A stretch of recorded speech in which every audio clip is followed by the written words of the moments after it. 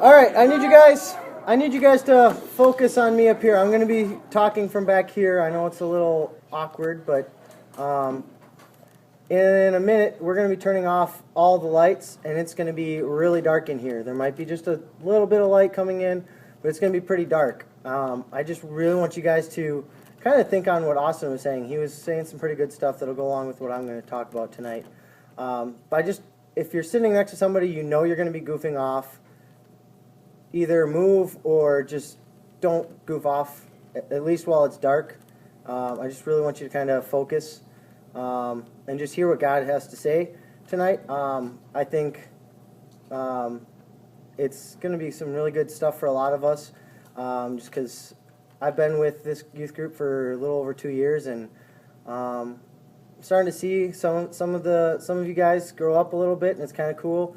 But at the same time, some of you I'm not seeing much change in, and I think it's about time that we start to focus on that a little bit more.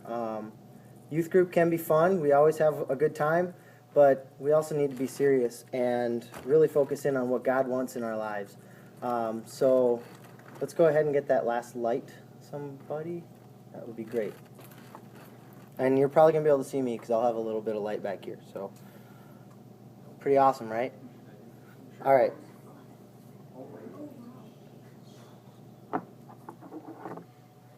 All right. Anybody shout out, what is the definition of darkness? It's the absence of light. There's no other way to describe darkness. I think right now, if you hold your hand right in front of your face, can you even see it? You might be able to because there's a little bit of light, but darkness is the absence of light. Now, when I light just one candle, if it stays lit. Now I can already see, I didn't even know Skylar was standing there. That's kind of creepy. But now I've lit that one candle, and I can see Skylar, and I can see the dehumidifier there, and I'm starting to be able to make out the front row. I can start to see you a little bit. Now just one light can make that much of a difference in a dark room. Now, with just one light, darkness is already defeated, isn't it? Because now there's light. There's no more absence of light because we have light. There's not much, but that's all we need is one little light. John 1:5 says, "The light shines in the darkness, and the darkness has not overcome it." The only way for me to overcome darkness, or to overcome the light, put it out. But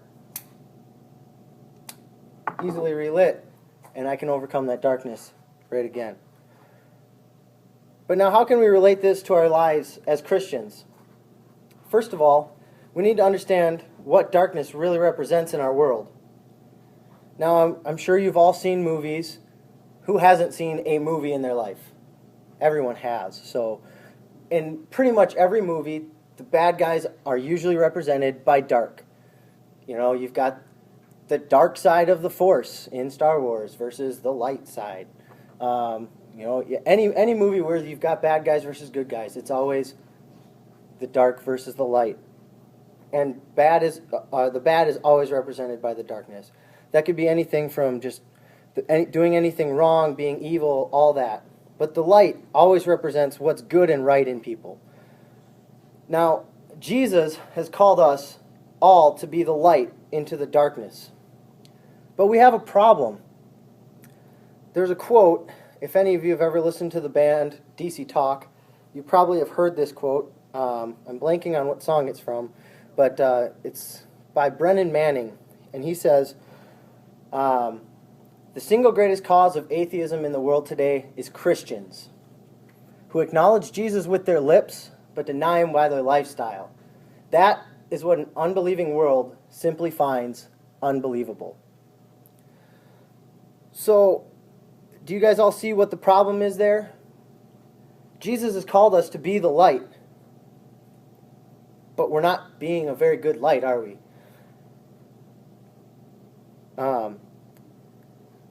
People always look at people that call themselves Christians, but they see us doing the same things that they do. They see us reading the same magazines or going to the same movies, swearing, doing just the way we talk, the way we act with other people. We're in our groups of friends. If the group of friends is bullying somebody, we join in on that. We all have fallen in that. We all have made that mistake of not being the right light in that situation. Many of us, obviously, we're all here at a youth group. We either attend church, we go to youth groups, some of us go to a Bible college. But what good does that really do us if we don't live our lives the way Jesus wants us to? He wants us to be the light. But just because we go to church and go to youth group and go to Bible college doesn't mean that we're going to be the light.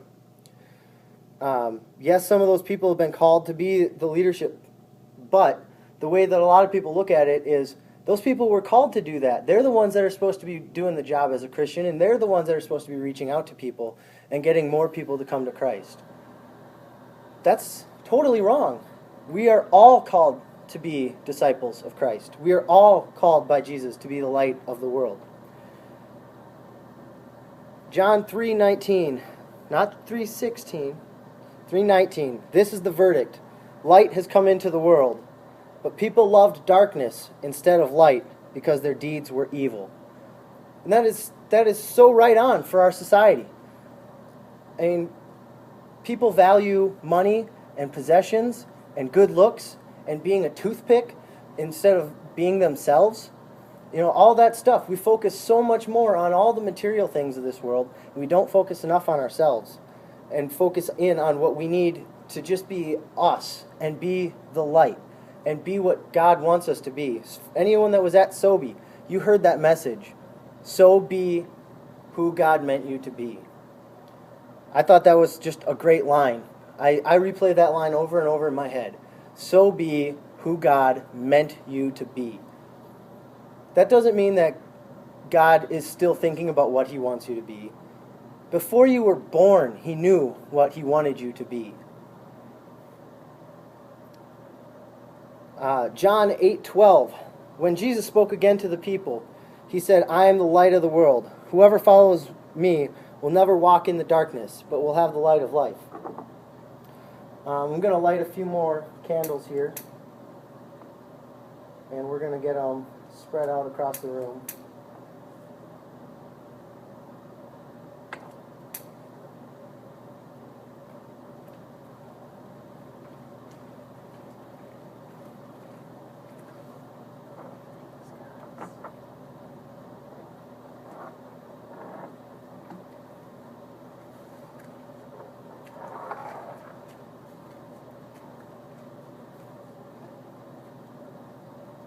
Probably should have pre-burned these. They take forever to light.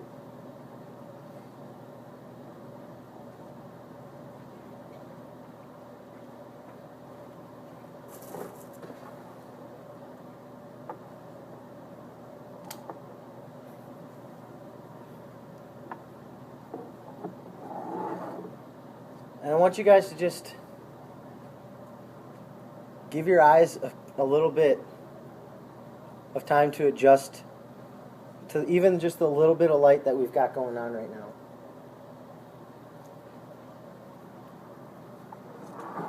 And how much of a difference that's starting to make in the room. I mean, I can start to see where people are actually sitting. I can't necessarily see your face. If you had a candle closer to your face, I could tell. But start to look around. Now that is only, I think, 13 candles. Now, 13 people always think is an unlucky number. But what does 13 represent for me?